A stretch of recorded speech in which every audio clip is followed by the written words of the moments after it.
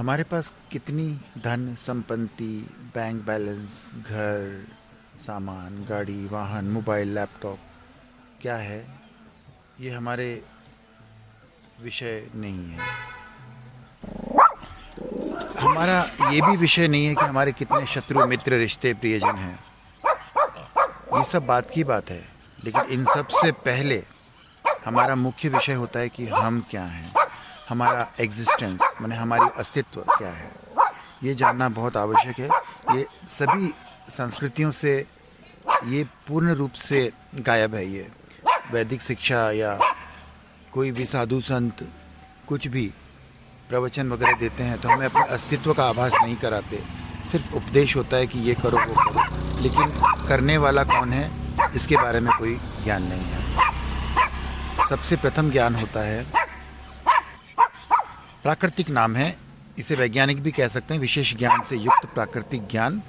पुरुष प्रकृति, पुरुष और प्रकृति मिलकर हमारा, उनके संयोग से हमारी उत्पत्ति होती है। पुरुष का अर्थ होता है लाइट, प्रकृति का अर्थ होता है एनर्जी। फिर से समझाऊंगा, हमारा सनातन विज्ञान इतना विस्तृत है जिसके बारे में आपको जितना भी कहूँ उतना कम है। जितना खोदोगे उतना रत्न मिलते चले जाएंगे। पुरुष प्रकृति अर्थात Shiv Shakti, energy and light.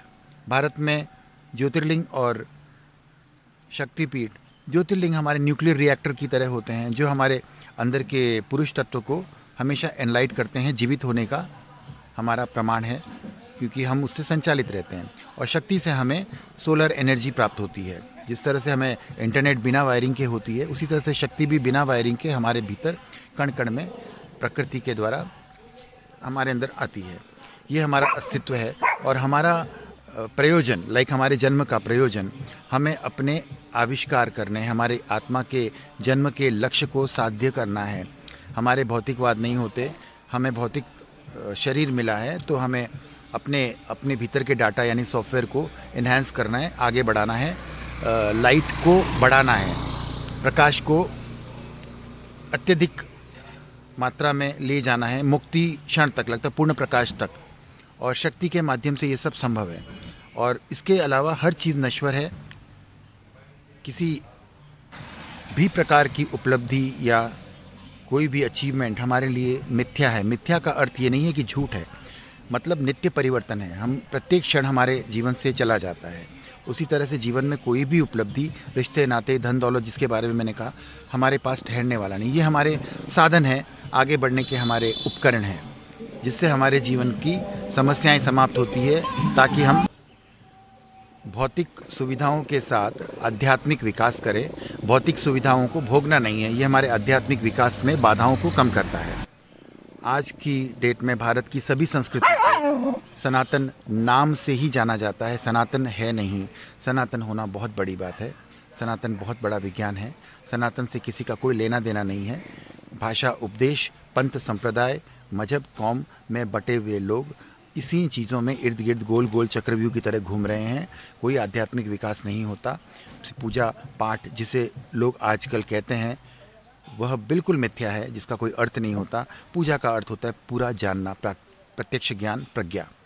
और जिस भी क्रिया को हम करते हैं उसका लक्ष्य यही होता है, वो आसन होता है, वह विधि होती है जिसके द्वारा हम आत्मज्ञान की ओर विकसित होते हैं। आज की डेट में सिर्फ आडंबर मात्र रह गया है, इसका कोई पर्पस नहीं है। और उदाहरण से आप देख सकते हैं कि भारत में आध्यात्मिक पतन जो हुआ है, लोगों का चरित्र हनन, भोजन पानी सब कुछ समाप्त हो गया। फिर ये सब क्या होता है? लोग, आश्चर्य की बात है, लोग मंदिर भी जाते हैं, मांसाहारी लोग भी मंदिर जाते हैं। मांसाहारी तो सनातनी होता ही नहीं है। और उसमें भी है जब मांस भक्षण करने वाला 28 दिन के सूतक में रहता है, उसे तो मंदिर के आसपास भी नहीं जाना चाहिए। परंतु हमारा क्या है, आज मंगलवार है, आज मैं नॉनवेज नहीं खाऊंगा, आज शनिवार है, नहीं खाऊंगा। लेकिन आप तो जन्म जन्मांतर कब्रिस्तान बन के घूम रहे हो, अपने शरीर को अशुद्ध किया है। इसे शुद्ध करना अति आवश्यक है धर्म की पात्रता लाने के लिए। ये हमारे पाठ्यक्रम के प्राथमिक विषय होने चाहिए। हमारी संस्कृति में आरंभ से हमें ये सब सिखाया जाना चाहिए। इसका ज्ञान अति आवश्यक है। इसके बिना कोई भी ज्ञान का कोई अर्थ नहीं रह जाता। और देर होने से हमारी समस्या होती है कि हमारी मस्तिष्क में जटिलता आ जाती है। हम काफ़ी कचरा सजो लेते हैं अपने दिमाग में, मन मस्तिष्क में। मेरे जीवन में ये चीज़ें बहुत बाद में आई। आरंभ से इसका बोध होते हुए भी इन चीज़ों के प्रति संवेदना नहीं थी, सीरियसनेस नहीं था। हम आडंबर और संसार की भीड़ में यही सब देख रहे थे, तो हमारे प्रैक्टिस में ये चीज़ें नहीं थी। और आज मुझे थोड़ी मुश्किल तो नहीं होती, लेकिन हाँ, थोड़ा ध्यान भटकने के हमारे क्या कहते हैं, भटकाव काफ़ी हो जाते हैं। हम सांसारिक विषयों में कभी कभार अनायास ही उलझ पड़ते हैं। कारण यही है कि काफ़ी देरी से हमारे जीवन में आरंभ हुआ।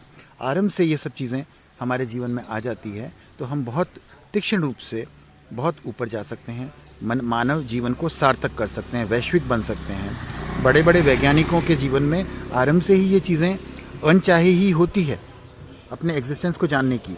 तभी वो उच्च कोटि की साधना कर सकते हैं, अंतरिक्ष तक जा सकते हैं, बहुत बड़ी रिसर्च कर सकते हैं, खोज होती है उनकी। अन्यथा हम इन सब चीज़ों को जानकर भी 60%, 70%, 80% अमल कर सकते हैं। बहुत प्रखर साधना की आवश्यकता पड़ती है। अन्यथा आरंभ से अगर ये ज्ञान हमारे भीतर रहता है तो हमें प्रखर साधना की आवश्यकता नहीं। हमारी साधना निरंतर चल ही रही होती है। हम यही साधना करते हैं, निरर्थक की साधना हम नहीं करते, मिथ्या साधना हम नहीं करते। वो तो हो ही रहा होता है, सब कुछ होता है। आज हम मंदिरों में भी भीख मांगने जाते हैं, ईश्वर से हम ये मांगने जाते हैं भौतिक संसाधन, जिसको प्राप्त करने के लिए हमारा भौतिक शरीर पर्याप्त होता है, हमारी इंद्रियां, हमारे सामर्थ्य शक्ति पर्याप्त होता है।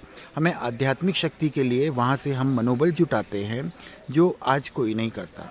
हम अपनी ऊर्जा को, अपने प्रकाश को प्रज्वलित करने के लिए हमारे भारत के जितने भी मंदिर हैं, शक्ति है तो वहाँ से हम शक्ति एनर्जी लेते हैं, शिव के यहाँ से हम प्रकाश लेते हैं, दुर्गा से हम दुर्गम साधना की ऊर्जा प्राप्त करते हैं, गणपति से हम आरंभ करते हैं। प्रत्येक देवी देवताओं का अपना ही एक अलग सॉफ्टवेयर है। हनुमान जी से हम उनके चरित्र से, उनके जीवनी से हम प्रेरणा लेते हैं। हम अध्यात्म की प्रखरता पर जाने का उनका बाहुबल, बल, आत्मबल, मनोबल, ये सब हम प्राप्त करते हैं। परंतु ये चीज़ें समाप्त हो चुकी है। हम सिर्फ भिक्षा मांगने जाते हैं। मेरे देवता ये है, हम गणपति से भीख मांगेंगे, हम शिव से मांगेंगे, हम दुर्गा से मांगेंगे। ये आपको भीख नहीं देते हैं। भिखारी को 2 कौड़ी भी नहीं मिलती। बिन मांगे मोती मिले, मांगे मिले न भीख। इन्हें योग्य व्यक्ति चाहिए, योग्य आत्मचेतना चाहिए, जिन्हें वो विकसित कर सकते हैं। इनके पास देने का कोई सामर्थ्य नहीं होता। कोई भी शक्ति दुनिया की आपको शक्ति प्रदान कर सकती है, प्रकाश दे सकती है, ज्ञान दे सकती है। आपको भौतिक संसाधन जो मिथ्या है उसे देने की भूल कोई मूर्ख ही करेगा। जय गुरुदेव।